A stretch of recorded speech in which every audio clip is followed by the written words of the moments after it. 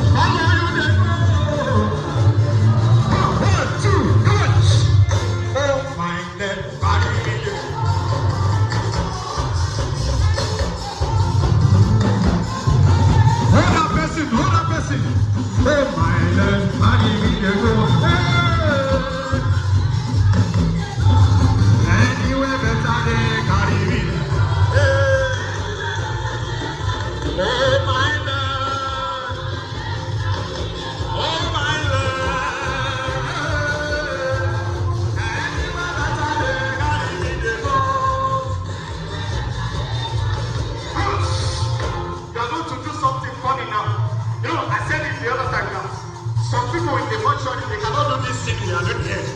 People in the prison here, they cannot get, they don't have the freedom in which to do what they are doing here. But they cannot do it. But you have the grace and the privilege. I want you to do something special to the Lord now. Amen. Can you hold anything you can raise up? Try to raise something up. Wherever you are, raise it up to the Lord of Lords. Can you raise it up wherever you are? Thank you, thank you.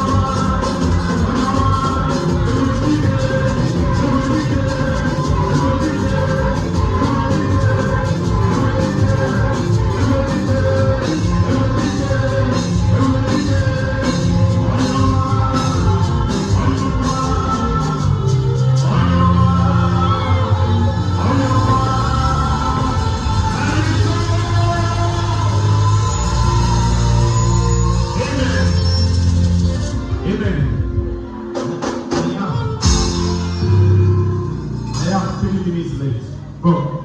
I'm very sure I'm not here to entertain you. I'm here because of someone this afternoon. I don't know if you can be privileged to be here to touch this altar right now. I have just 2 minutes. Let everybody come to the front now, please. I beseech you.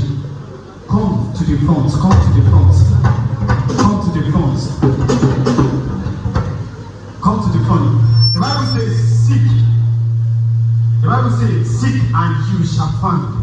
Say, knock the door and I will open it for you. Make sure you touch this altar now. This is what you'll be asking. You'll be asking from God. That's it you want God to do in your life. That you come there by this time next year to come and testify. That you come to this altar by this time next year to come and testify to the glory of God. Can you begin to ask now? Can you begin to ask? Don't look at me, please. Ask and it shall be given to you. It's not good if you just come here this afternoon and go back home in the vain. Can you raise up your voices, everybody? Ask and it shall be given to you. And now, oh my God, and now, oh my God.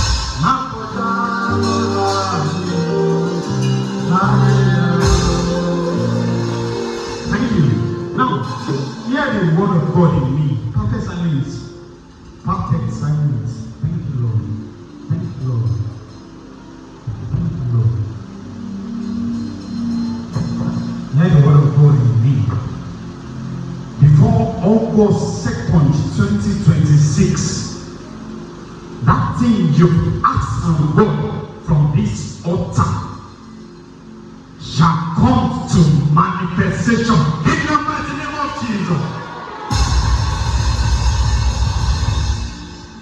You can do more than that. I want you to seal this your prayer with your powerful amen. I say this, I don't say it alone, but I say it through the Holy Spirit in me. I say this through the anointing being poured upon my soul into this life. If you can say a powerful amen, that's in your heart on the altar.